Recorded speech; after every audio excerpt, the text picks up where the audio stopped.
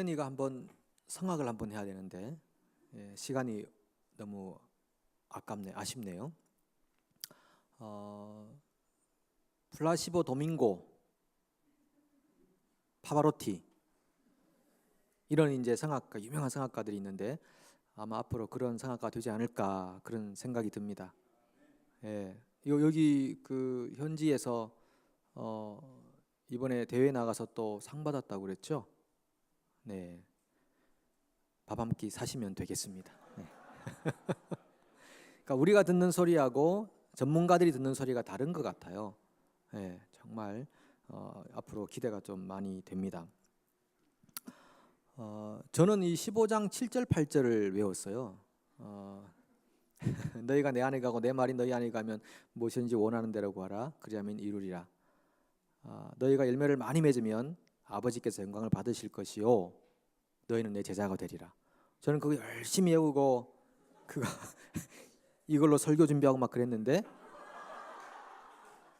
갑자기 딱 시작했는데 갑자기 막 다른 걸 너무 당황스러웠습니다. 그렇지만 보니까요, 여러분들이 외우신 말씀하고 제가 외운 말하고 일맥상통합니다. 그래서 다행히 제가 한 주 뒤 걸 외우지 않은 것이 천만다행이다라는 생각을 가지게 되면서 기도와 열매에 대한 말씀을 함께 나누도록 하겠습니다. 그러니까 우리는 주님 안에 있으면요, 망쳐도 최소한 50점은 가는 겁니다.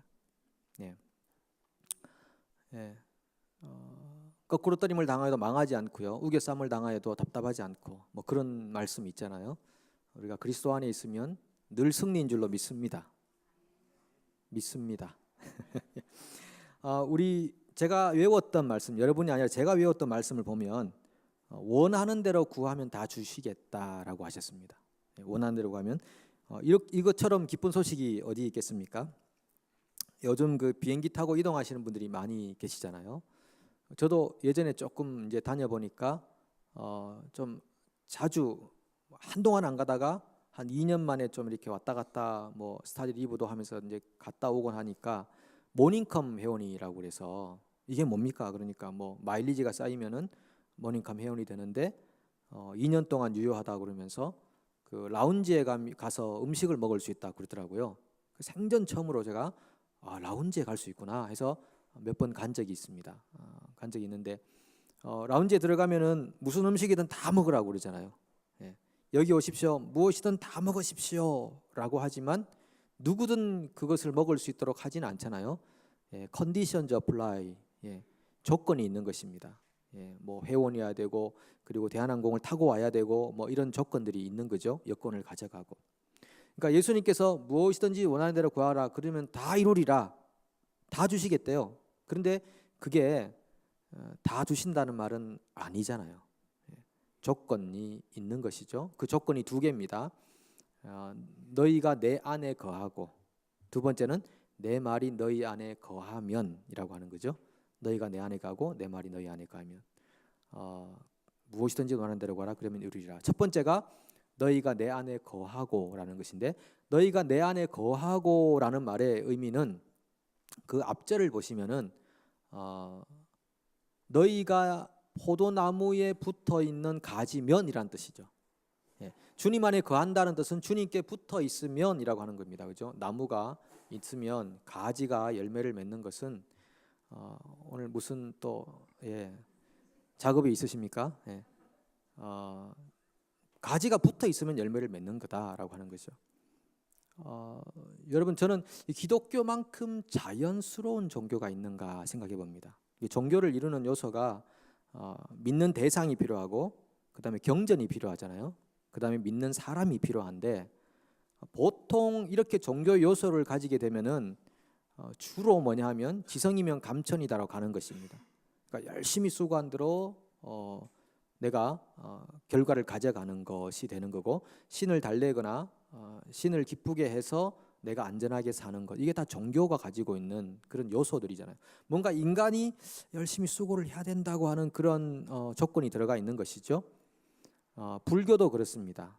불교도 그런 것이고, 그 다음에 이슬람도 선하게 살아야 되는 것이거든요. 그래서 선을 행하고 선을 행할 수 있도록 도와줘서 고맙다 이렇게 하는 거죠.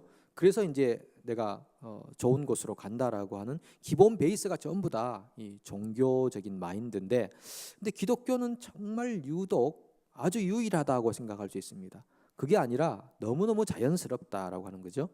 예, 가지가 나무에 붙어 있으면, 그러면 가지가 붙어 있기 위해서 뭘 해야 되느냐? Nothing입니다. 너희가 아무것도 안 했는데 열매를 맺었다.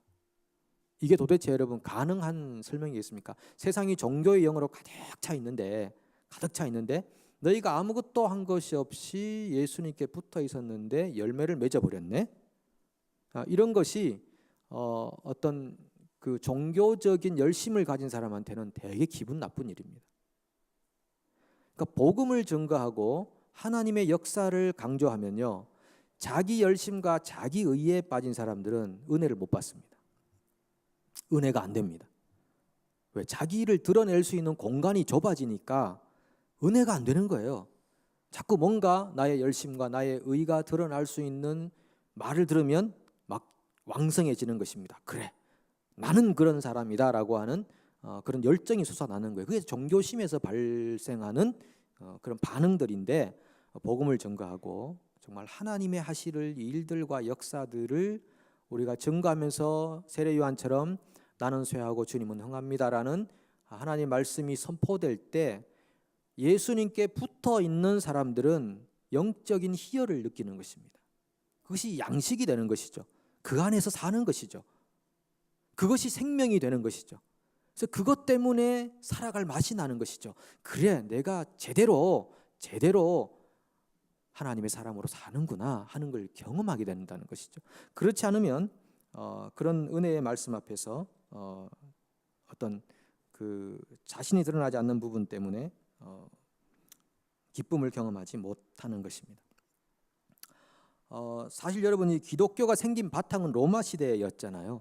예, 기독교는 로마 시대를 바탕으로 생겨났습니다. 그러니까 이 성경이 쓰여졌을 당시가 신약 성경이 대부분 다 교회가 핍박을 받던 시절에 쓰여진 것입니다. 그리고 로마의 통치라고 하는 압제 속에서 쓰여진 것이거든요. 그러니까 우리가 성경을 읽고 대할 때 그 시대에서 이런 말씀이 나왔구나라고 들어야 되는데 21세기에서 말씀을 읽으니까 은혜가 안 되죠. 의미를 모르죠. 네. 내게 생명의 양식으로 안 다가오는 것입니다. 지금 우리가 핍박받는 초대교회 현장에 서 있다라는 가정하에서 그 가난한 심령을 가진 사람들에게 예수님께서 가난한 자가 복이 있나니 천국이 저희 것임이라 라고 말씀을 들어야 정말 그러네요, 가난한 사람. 그런데 우리는 가난해 본 적이 없는 것이죠. 마태복음은 심령이 가난한 자가 있지만 누가복음은 실제로 경제적으로 부족해서 가난한 자를 말하는 거거든요. 그러니까 가난해 본 적이 없는 사람에게 가난한 자가 복이 있나니, 이 말은 은혜로 안 다가오는 것입니다. 나는 안 가난해도 된다라는 것입니다. 천국이 얻는다는 것이 무슨 의미인지를 절실히 못 느낀다고 하는 것이죠. 우리가 너무 부유한 시대에 살고 있기 때문에 그런 것입니다. 여호와는 환난을 만날 때에 나의 큰 도움이시라.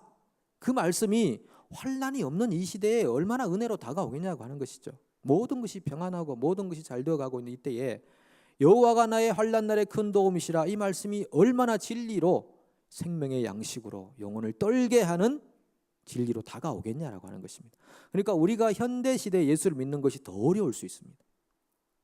초대교회 로마 시대에 핍박을 받으며 예수를 믿을 때가 오히려 더 진정한 믿음을 가질 수 있는 때지만, 지금은 오히려 더 믿음을 가지기가 참으로 어려운 시대에 우리가 살고 있다라고 하는 것입니다.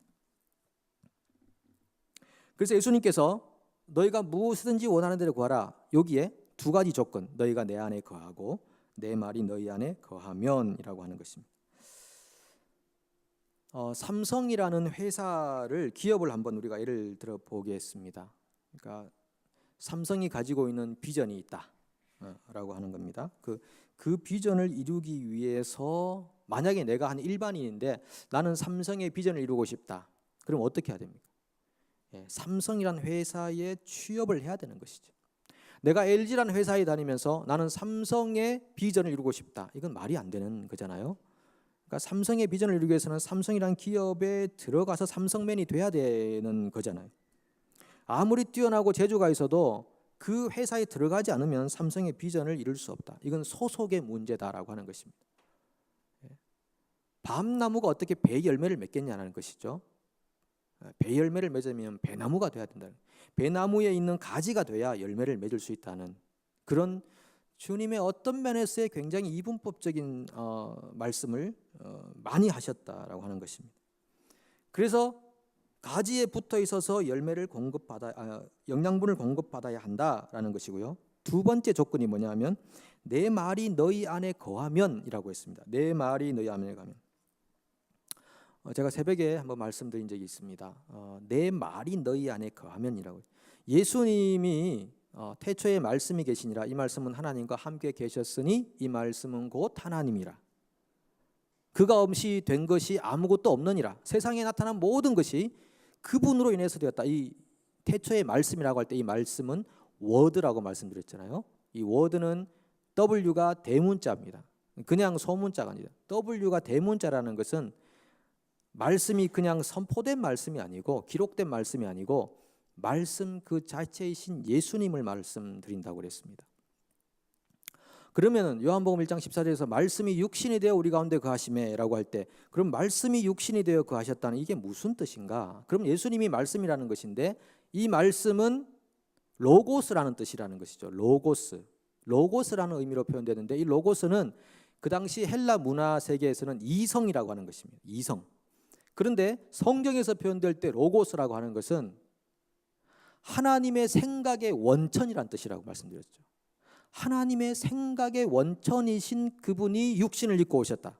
그러니까 예수님께서는 육신을 입고 오신 말씀인데 그 말씀은 하나님의 생각의 근원.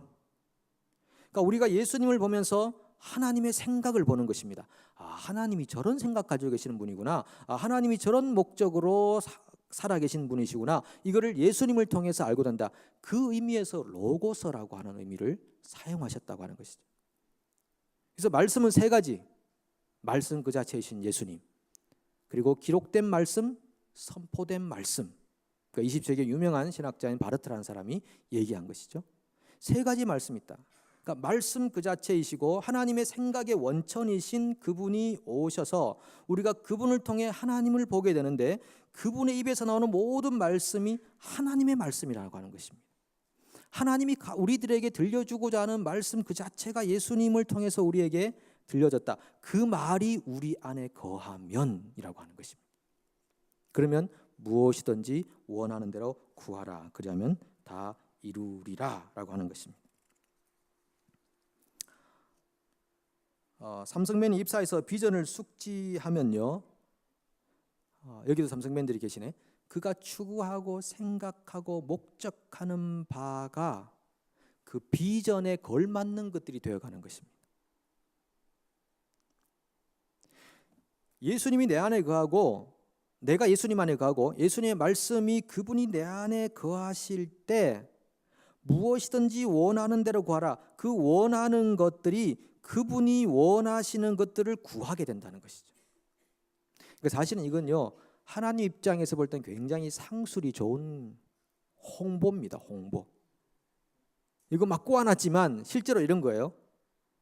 너희가 나에게 내 생각과 비전에 맞는 말을 구하기만 하면 내가 다 들어줄게.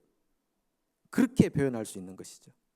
근데 이거를 기복적으로 생각해가지고 와, 기독교 좋다. 우리 예수 믿으러 가자. 1960년, 70년, 80년 부흥의 역사가 막 일어났지만은 뚜껑 열어보니까 전부 다 기복적으로 예수를 믿었다라고 하는 것이죠. 기복적으로 믿을 때는 그 생명의 양식이 내 영혼을 울리질 않아요.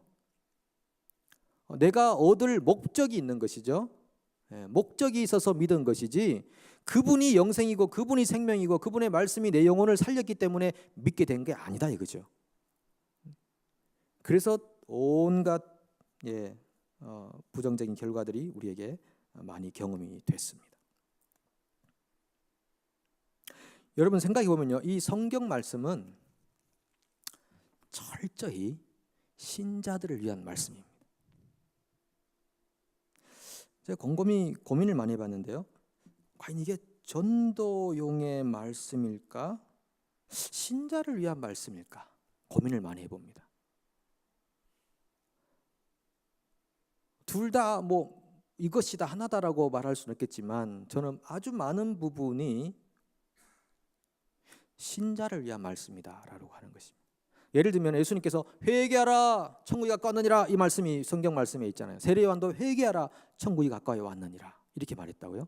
이 전도를 위한 말씀 같은데 알고 보면요, 회개하고 예수 그리스도께 나오는 사람들은 어떻게 나오게 됐을까요?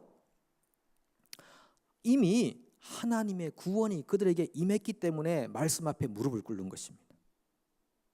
그 말씀을 들은 사람은 많잖아요. 그래서 예수님의 입에서 나온 모든 말씀도 신자들을 위한 말씀이셨어요. 이 중에 신자가 누군가를 구별해내는 것입니다. 하나님께서 내게 주신 자가 누군가를 구별해내는 것입니다. 안 믿는 사람 불러다가 막 교육해가지고 억지로 믿게 해가지고 믿음 받았다, 세례 받았다, 구원 받았다 라고 하도록 주신 어떤 그 전도용 책자라기보다는 하나님께서 예수 그리스도에게 주신 생명과 구원과 영생을 아는 사람들을 예수님께서 불러 모으신 것입니다. 회개하라 천국이 가까웠느니라. 그렇게 해서 예수님께 나온 사람들은 이미 하나님께서 구원의 영광과 생명을 그 마음속에 심어준 사람들입니다. 그래서 이 말씀은요, 철저히 하나님으로부터 구원을 받은 사람들이 먹는 양식이라고 하는 것입니다. 그 사도행전을 보면 저는 그런 좀 더 큰 확신을 가지게 되는 거죠. 사도행전 13장 48절에 보면 이런 말씀이 있어요. 영생을 주시기로 작정된 자는 다 믿더라 그랬어요. 이게 사도 바울이 선교를 다녀보니까 너무 기가 막히는 것이죠. 자기가 경험한 이 사실이 너무나 확실하잖아요. 사도 바울이 다메섹 도상에서 예수님 만나고 나는 네가 핍박하는 예수라, 그리고 기적을 보고 아나니아라는 사람에게 세례를 받고 눈을 뜨고 자기가 이방인을 위한 전도용 그릇으로 택함 받았다는 것을 깨닫고 어마어마한 경험을 한 사람이 내가 이런 경험을 했습니다. 정말 예수가 복입니다. 그분밖에 영생이 없습니다. 이 땅의 모든 것들이 배설물이 될 수 있습니다. 여러분 속지 마십시오. 세상 사람들이 말하고 있는 가치관에 속지 마십시오. 이렇게 설교를 했는데 안 믿어버려요. 돌 던져버려. 바울을 죽여버려요. 그러니까 바울이 볼 때는 이게 도대체 어떻게 된 일인가? 그러면 하나님이 내게 이 일을 맡겨주신 것이 하나님의 능력의 부족함이 드러난 것이 아닌가 고민할 수 있을 정도로 심각한 데미지를 많이 입었던 것이죠. 그런데 이 사도행전을 기록한 누가는 그런 상황들을 총망라해서 표현하기를 그래도 이 중에 믿는 사람들이 있네. 그 참 희한하네. 100명에게 말씀 전했더니 15명이 믿고 나오더라 이거죠. 근데 그걸 보니까 이미 하나님께서 영생을 주시기로 작정한 사람들이 있었구나. 이미 하나님께서 마음밭을 갈아놓은 사람들이 있었구나. 그 사람들이 내가 전하는 생명의 양식을 먹고 아버지께 돌아오는구나. 그래서 영생을 주시기로 작정된 자는 다 믿더라. 이렇게 표현을 하는 것입니다. 그 요즘 교회라는 것이 두 가지가 있잖아요. 가시적인 교회와 비가시적인 교회가 있습니다. 보이는 교회와 보이지 않는 교회가 있습니다. 보이지 않는 교회는 완전합니다. 문제가 없습니다. 하나되어 있습니다. 보이는 교회는 문제가 많습니다. 하나 될 수가 없습니다. 왜요? 그 안에는 불신자도 들어있거든요. 가라지도 들어있거든요. 그 현대의 교회가 왜 하나 될 수 없느냐? 안 믿는 사람들이 많이 들어있기 때문에 그렇습니다. 너무나 자명. 제가 지난번에 한 몇 달 전에 말씀드렸나요? 한국에서 어떤 신학 교수님이 그 기차 타고 가다가 옆자리에 앉은 사람에게 대화를 걸었다고 그랬잖아요. 물었다고 그랬잖아요. 아주머니 교회 다니십니까? 교회 다닙니다. 그래요? 난 새벽기도까지 갑니다. 새벽기도 다니세요? 예수 믿습니까? 좋죠. 아니요, 저 예수 안 믿는데요. 그럼 왜 새벽기도 다닙니까?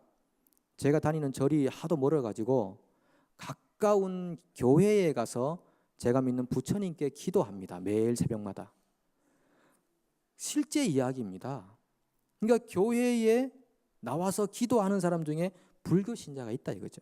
그러니까 이민교회는 훨씬, 그건 한국 상황인데 그렇다고 한다면 이민교회는 더 그럴 수 있지 않을까 싶거든요. 그러니까 이제 가시적인 교회는 예수를 한번 믿어보려고 나온 사람도 있고, 어떤 분은 그냥 내가 예수 믿으러 교회 다니는 거 아니다, 뭐 대놓고 얘기하는 분들도 계시고, 별의별 사람들이 다 있다는 것이죠. 그래서 어떤 면에서는 그러면은 교회가 하나 되는 것이 너무 힘들겠다라는 생각을 합니다.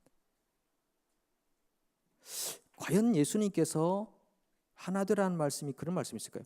여러분, 지금 여러분들이 암송하셨던 요한복음 15장의 말씀을 보시면은 지금 요한복음은 14장, 15장, 16장이 다 사랑하던 11 제자에게 하셨던 말씀입니다. 17장은 예수님의 대제사장적인 기도라 그래요. 그 제자들을 위해서 하나가 되게 하옵소서. 지금 하나가 되게 해달라는 것은 제자들을 위한 기도였다고 하는 것입니다. 제자들을 위한 기도. 그리고 너희가 열매를 많이 맺으면 내 아버지께서 영광을 받으실 것이요 라고 했거든요. 그리고 너희가 내 제자가 되리라 라는 주님의 말씀이신데, 자, 여기서 말하는 열매가 뭐냐라고 하면 뒤에 보면 사랑이다 라고 나와 있는 것이죠. 열매를 맺어라, 사랑을 하라 라는 것인데, 참 기가 막힌 것은 14장부터 예수님이 너희는 하나님을 믿으니 또 나를 믿어라, 마음에 근심하지 말라, 내가 처소가 예되면 다시 돌아오리라. 이거 14장 1, 2, 3절에서 하시는 말씀이거든요. 그런데 13장 30절인가 보면 가룟 유다가 나갔어요. 12제자가 아닙니다. 가룟 유다가 예수님의 말씀을 듣고 떡을 찍어 조각을 먹고 예수님께서 네 할 일을 해라 해서 나가버렸다고요. 그러니까 14장부터 있는 말씀은 11 제자들을 모아놓고 하신 말씀이 있어요. 너희가 서로 사랑하라. 내가 너희를 사랑한 것 같이 너희도 서로 사랑하라. 너희가 서로 사랑하면 이로써 모든 사람이 너희가 내 제자인 줄 알리라. 그러니까 우리가 하는 사랑에는 크게 두 가지가 있을 것 같아요. 그러니까 세상 전체를 향한 일반적 사랑, 오래 참고 자비하고 온유하고 충성하고 이런 사랑들이 있겠죠. 우리가 뭐 불신자들을 미워해야 되겠습니까? 그렇지는 않잖아요. 일반적 사랑이 있고, 더 나아가면 영적인 사랑들이 있는 것입니다. 결속이 있는 것입니다. 하나님의 생명의 양식을 양식으로 삼고 살아가는 사람들 간에 교제가 있는 것입니다. 소통이 있는 것입니다. 그런 사람들과의 만남 안에는 기쁨이 있는 것입니다. 세상의 것들을 가지고 자랑하며 기뻐하는 기쁨이 아니고, 세상의 것이 아닌 영적인 것을 가지고, 하늘의 것을 가지고 하늘의 시민권을 가진 사람들로서 소통하고 교제하고 나눌 때 영적인 기쁨이 충만하니라. 내가 이것을 너희에게 쓰는 것은 너희 안에 기쁨을 충만하게 하려 함이라. 이 11 제자들을 향해서 예수님께서 하셨던 진리와 생명의 말씀이셨다라고 하는 것입니다. 그 열매가 있게 하리라, 사랑이 있게 하리라, 참 신자로서의 사랑과 교제가 있게 하리라. 너희들이 하나가 되어야 된다. 그렇게 예수님께서 말씀하셨다라고 하는 것입니다. 열매를 많이 맺게 되는데, 열매를 많이 맺게 되면 내 아버지께서 영광을 받으실 것이다. 예수님 말씀하셨습니다. 자, 열매를 우리가 많이 맺으면 보통 우리가 영광 받기를 좋아하잖아요. 나 이런 열매 맺었어. 나 이 정도야. 나 이런 사람이야. 자기 과시를 하고 싶은 것이 이 시대의 상황 아닙니까? 예. 우리 신앙인들 중에 그런 분들 많잖아요. 예. 자기 과시용으로 자기의 신앙생활을 자랑하는 거지. 아니요, 예수님께서는 너희가 열매를 많이 맺으면 내 아버지께서 영광을 받을 것이요 라고 합니다. 왜 스스로 자기의 영광을 드러내려고 하십니까? 그것은 진정한 열매가 아닌 것이죠. 인간적으로 만들어 놓은 과시용, 선전용 열매밖에 안 되는 것입니다. 여러분, 수요일 저녁에 또 오셨고, 우리가 또 이 뉴질랜드의 좋은 여름을 보내면서 또 함께 교제하니까 너무 좋은데, 조금은 화려하진 않지만 여러분들하고 진솔한 말씀을 제가 나누고 싶어서 이 본문 속에서 그런 말씀을 나누는 것입니다. 열매를 맺으면 내 아버지께서 영광을 받을 것이요. 그리고 너희가 내 제자가 되리라. 너희가 내 제자가 되리라. 여러분, 우리가 예수님의 제자가 된다는 것이 얼마나 영광스러운 일인지 아십니까? 그 어떤 스승의 제자보다도 예수님의 제자로 인정받는 것이 얼마나 영광스러운 일이겠습니까? 저는 시간이 갈수록 예수님께서 귀신이 떠나는 것을 기뻐하지 말고 너희 이름이 하늘책에 기록된 것으로 기뻐하라 하셨던 그 말씀이 뼛속 깊이 다가오는 것입니다. 여러분, 무슨 능력을 행하십니까? 잘하셨습니다. 무슨 은사가 있습니까? 좋습니다. 그러나 그것보다 더 기뻐하고 즐거워해야 할 일이 있다면 우리 이름이 하늘 생명책에 기록되어 있는 것인 줄로 믿습니다. 그것보다 더 큰 영광이 어디 있으며 더 큰 기쁨이 어디에 있습니까? 도대체 우리가 무엇을 추구하기 위해 예수 그리스도의 사람으로 살기를 작정하셨습니까? 예, 우리의 많은 시간을 반납하고 신앙생활 하는데 우리의 인생을 투자하고 계십니까? 여러분의 물질을, 아까운 물질을 왜 이렇게 투자하고 계십니까? 왜 인생을 거기에 허비하고 있습니까? 그러나 그 허비가 알고 보니까 하늘에 기록된 나의 이름 때문에 되어지는 영광스러운 투자라는 것을 기억하게 되는 것입니다. 우리 다 천국에 갔으면 좋겠습니다. 천국에 다 못 가겠죠. 우리 교우들 400명 모인다고 봤을 때 다 갈까요? 이건 누구도 피할 수 없는 질문 아닐까요? 저를 비롯해서 우리 모두가 피할 수 없는 질문 아닐까요? 우리는 매번 물어야 되는 것입니다. 내가 과연 구원받은 백성인가? 내가 주님께 붙어있는 열매 맺는 백성인가? 내가 생명의 양식을 양식으로 먹고 그분의 살과 그분의 피를 먹고 마시고 있는 사람인가? 진단해 봐야 되는 것입니다. 방심할 일이 아닙니다. 여러분, 가난한 자가 되셔서 물질적으로 가난하지 안 된다면 심령으로라도 가난한 자가 되셔서 천국을 경험하는 우리의 여생이 되기를 축복합니다. 그리고 열매를 많이 맺으십시오. 그 열매로 여러분들의 이름이 회자될 것이 아니라 우리 하나님 아버지의 영광이 드러나게 하시기를 축원합니다. 우리 함께 찬양하고 같이 기도하는 시간 갖도록 하겠습니다.